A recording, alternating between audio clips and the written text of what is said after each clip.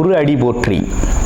இப்போ பார்த்தீங்கன்னா 2025 தமிழ் வருட பிறப்பில் பார்த்தீங்கன்னா 12வது மாதம் கடைசி மாதமான பங்குனி மாதத்திற்கு என்ன விதமான பலாபலன்கள் ஒவ்வொரு ராசிக்கும் இருக்குது அப்படிங்கிறத நம்ம விரிவாக தெளிவாக பார்க்க இருக்கிறோம். அந்த வகையில் பங்குனி மாதம் அப்படின்னு எடுத்துக்கிட்டோம்னா பங்குனி உத்திரம் அப்படிங்கிறது மிக சிறப்புமிக்க பண்டிகையாக இருக்குது. அது மட்டும் இல்லாமல் இந்த பங்குனி மாதத்தில் 7 சுப முகூர்த்தங்கள் வருது. பங்குனி மாதத்தில் தான் பார்த்தீங்கன்னா கிராமப்புற திருவிழாக்கள் தொடங்கக்கூடிய ஒரு காலகட்டமாக இருக்குது.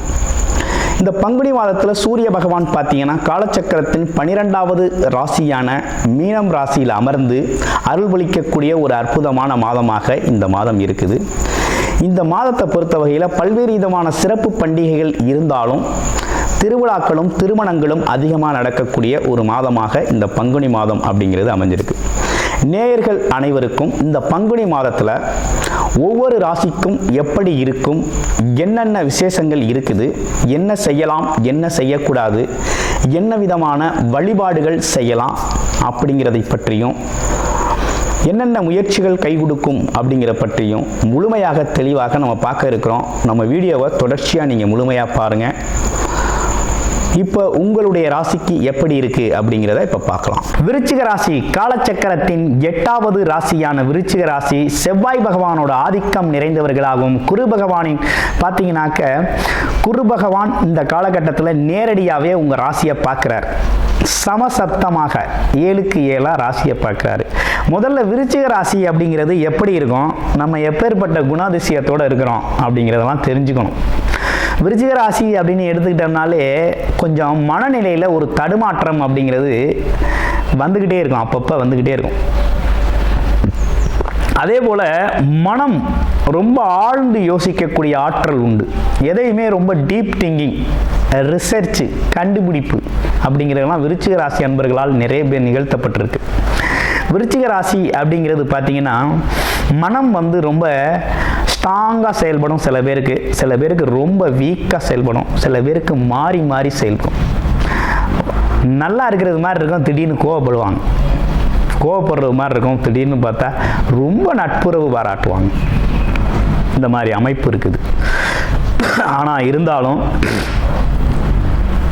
செவ்வாய் பகவான் ஆட்சிநாதனாக இருக்கிறதுனால தைரியம் அப்படிங்கிறது எவ்வளவு சிக்கல் மன அழுத்தம் இருந்தாலும் தைரியம் அப்படிங்கிறது நம்மக்கிட்ட இருந்துகிட்டு தான் இருக்கும். அதில் எந்த குறையும் இருக்காது. இப்போ நமக்கு இந்த பங்குனி மாதம் என்ன சொல்லுதுன்னு பார்த்துருவோம். ராசிநாதன் என்ன பண்ணியிருக்காரு, 8ஆம் இடத்துல போய் அமர்ந்துட்டார். அப்போ என்ன, நம்ம பேசுனது மாதிரி தான். ஏற்கனவே நமக்கு ஏகப்பட்ட பிரச்சனை, இப்போ கூடுதலாக நம்மளே ஒரு பிரச்சனையை போய் சந்திக்கிறோம் அப்படிங்கிற மாதிரி இருக்குது. ஏன்னா நம்மளே 8ஆம் இடத்துக்கு போயிட்டோம்னா என்ன நடக்கும்னா, நம்ம சம்மா இருந்தாலும் சுழி சும்மா விடாதுன்னு சொல்லுவாங்க. அது மாதிரி பிரச்சனை தேடி தேடி வருமுங்க. எங்கேயே போகிற பிரச்சனையெல்லாம் நம்மக்கிட்ட தான் வந்து முடியும். எப்போவோ ஏதோ ஒன்று சொல்லியிருப்போம், மறந்தே சொல்லியிருப்போம், ஏதோ ஒன்று பேசியிருப்போம், இல்லை எதையாவது கொடுத்துருப்போம், வாங்கியிருப்போம். அதெல்லாம் இப்போ குறையாக நிற்கும், பிரச்சனையாக நிற்கும். கோர்ட்டு கேஸு வழக்குகள் சம்மந்தப்பட்ட விஷயங்கள்லாம் அந்த காலத்தில் சந்திக்கணுங்கிற மாதிரி இருக்குதுங்க. அப்போ கொஞ்சம் கவனமாகவே செயல்பட வேண்டிய மாதமாக இந்த மாதம் விருச்சிக ராசிக்கு இருக்குது. விருச்சிக ராசியில் இன்னொரு பிரச்சனையும் இருக்குது. ஏற்கனவே நமக்கு என்ன பிரச்சனை அப்படின்னு பார்த்தோம்னா, இந்த பக்கம் அர்த்தாஷ்டம சனி ப்ராப்ளமாக இருந்து இந்த மார்ச் மாதம்தான் மாறப்போகுது, கொஞ்சம் மாற்றத்துக்கு உட்பட போகுது. அர்த்தாஷ்டம சனியால் ஏகப்பட்ட பிரச்சனைகளை நம்ம சந்திச்சிட்டோம். ஏன்னா எதனால் சொல்கிறேன்னா, விருச்சிக ராசி நண்பர்களுக்கு நிறைய ஜாதகங்கள் நம்மகிட்ட பார்த்துருக்கோம். நிறைய பேர் நம்மகிட்ட ஜாதகம் பார்த்துருக்காங்க. அர்த்தாஷ்டம சனி பாதிப்பு, வேலையில் பிரச்சனை, தொழிலில் பிரச்சனை, குடும்பத்தில் பிரச்சனை, ஆமாம் குடும்பத்தில் ஒரு நிம்மதி இல்லாத தன்மை, உறவுகள் எல்லாத்துலேயும் ஒரு விரிசல் அப்படின்னு பல்வேறு குணம், தனித்து செயல்படுறது மாதிரி ஆகிப்போச்சு. வண்டி வாகனம் போகிற வர்ற வழியில் அங்கங்கே பழுதடைகிறது, அவசரத்துக்கு ஒரு இடத்துக்கு போக முடியல. இப்படிப்பட்ட விஷயங்கள்லாம் நடந்தது விருச்சிக ராசி அன்பர்களுக்கு.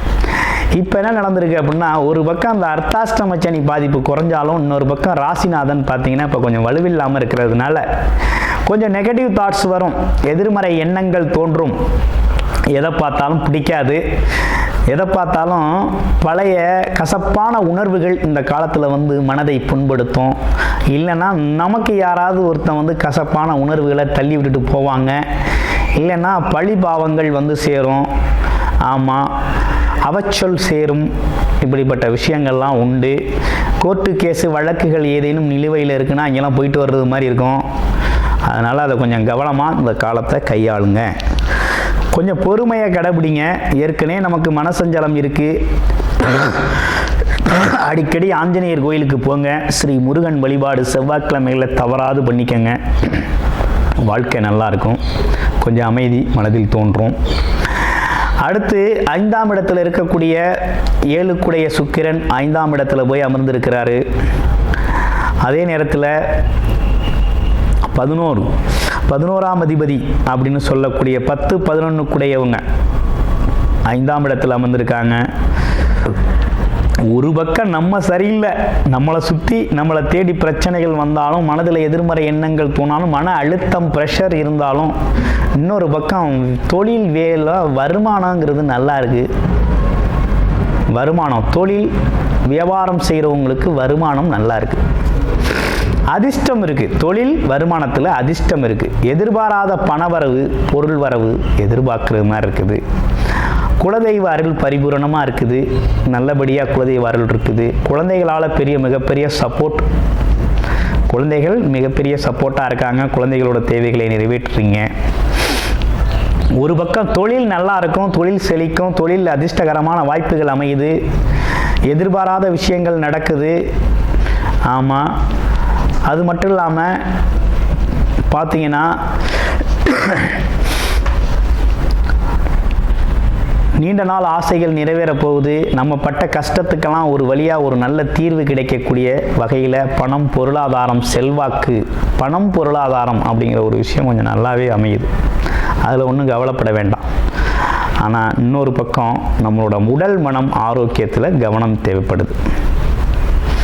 அடுத்து வேலை சம்பந்தப்பட்ட விஷயங்களில் பதவி உயர்வு, முன்னேற்றம், புகழ், அது மட்டும் இல்லாமல் அங்கீகாரம், இப்படிப்பட்ட விஷயங்கள்லாம் கிடைக்க இருக்குது.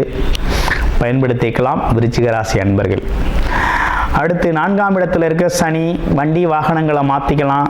இனி சனி பகவானால் உங்களுக்கு ஒன்றும் பெரிய தொந்தரவு இல்லை. மிகப்பெரிய விடுதலை அடைய போகிறீங்க இந்த மாதத்தோட.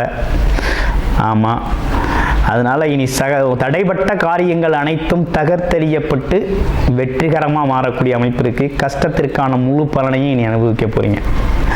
எதற்கெல்லாம் ஏங்கி கஷ்டப்பட்டீங்களோ, எதற்கெல்லாம் நீங்கள் உழைச்சி வீணானுச்சு அப்படின்னு வருத்தப்பட்டீங்களோ, அவையெல்லாம் உங்களுக்கு நல்ல வருமானமாக, நல்ல ஒரு சொத்தாக, நல்ல ஒரு விஷயமாக உங்களுக்கு அமைய போகுது. அப்போ தடையில்லா வாழ்க்கை, நிறைவான ஒரு வாழ்க்கையை எதிர்கொள்ள தயாராக இருங்க. ரொம்ப சிறப்பான ஒரு அமைப்பு அப்படிங்கிறது விருச்சிக ராசி அன்பர்களுக்கு ஏற்பட்டிருக்கக்கூடிய ஒரு நல்ல அமைப்பாக இருக்குது.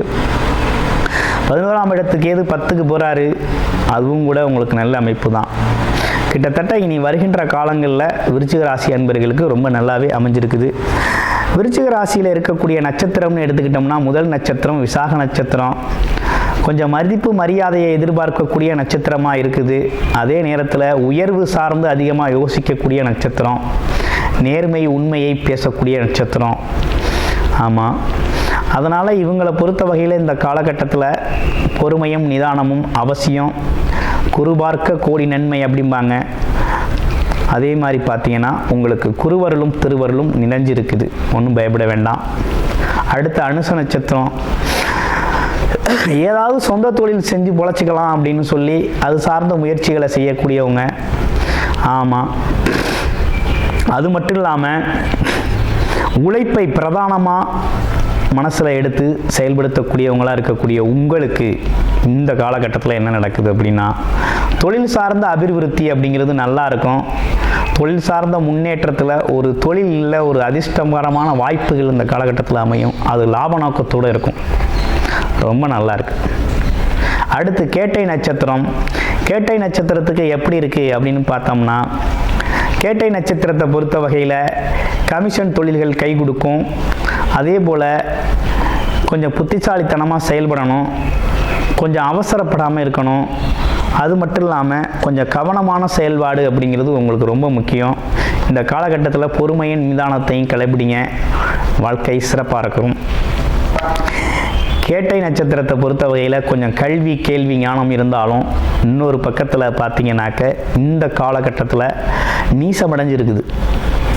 அப்போ என்னென்னா குழந்தைகளோட தேவைகளை கொஞ்சம் நிறைவேற்றுறதுல ஒரு சிரமம் இருக்கும். படிக்கிற குழந்தைகளுக்கு கொஞ்சம் கல்வி நிலை கொஞ்சம் மந்த நிலை ஏற்படும். மற்றபடி வேறு ஒன்றும் பெரிய பாதிப்புகள் இல்லை. தொழில் வழக்கம் போல் ரொம்ப நல்லாயிருக்கும். அதில் ஒன்றும் முன்னேற்றம் தான். வேலை வாய்ப்புகள் ரொம்ப சிறப்பாக இருக்குது. ஆமாம், இதில் குறிப்பாக வேலை சம்மந்தப்பட்ட துறையில் இருக்கிறவங்களுக்கு மட்டும் கொஞ்சம் மேலதிகாரிகளோட நெருக்கடிகள் இருக்கும், ஒரு ப்ரெஷர் இருக்கும்.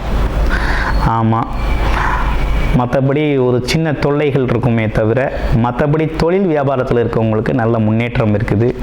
இது தற்காலிகமானது தான், இந்த மாதம் மட்டும்தான். அடுத்து வரக்கூடிய பயிற்சிகளில் பார்த்தீங்கன்னா அடுத்தடுத்த மாதங்கள்லாம் பார்த்தீங்கன்னா ரொம்ப சிறப்பான முன்னேற்றமும், இனி வருகின்ற காலம் பொற்காலமாக பார்த்தீங்கன்னாக்க விருச்சிக ராசிக்கு அமைய போகுது. சனி பயிற்சி, ராகு கேது பயிற்சிக்கு குரு பயிற்சி எல்லாமே பார்த்தீங்கன்னா உங்களுக்கு ஒரு சிறப்பை தரக்கூடிய வகையில் தான் இருக்குது. ஒன்றும் பயப்பட வேண்டாம். இப்போ என்ன விதமான வழிபாடு நல்லா இருக்குது அப்படின்னா ஆஞ்சநேயர் வழிபாடு செஞ்சுக்கங்க. அடுத்து செவ்வாய்க்கிழமைகளில் முருகன் வழிபாடை தொடர்ச்சியாக செஞ்சுக்கிட்டு வாங்க. உங்களோட பிறப்பு ஜாதகத்தில் என்ன இலக்கணம், என்ன தசாபுத்தி நடக்குது அப்படிங்கிறத பார்த்துட்டு அதற்கான முயற்சிகளை அது சார்ந்த விஷயத்தில் ஒரு ஃபோக்கஸ்டாக செயல்பட்டீங்க அப்படின்னா இந்த தருணத்தில் நிறைய விஷயத்தை நீங்கள் உங்கள் தொழில் வேலை உத்தியோகத்தில் சாதித்து கொள்ளலாம். நன்றி, வணக்கம், வாழ்த்துக்கள்.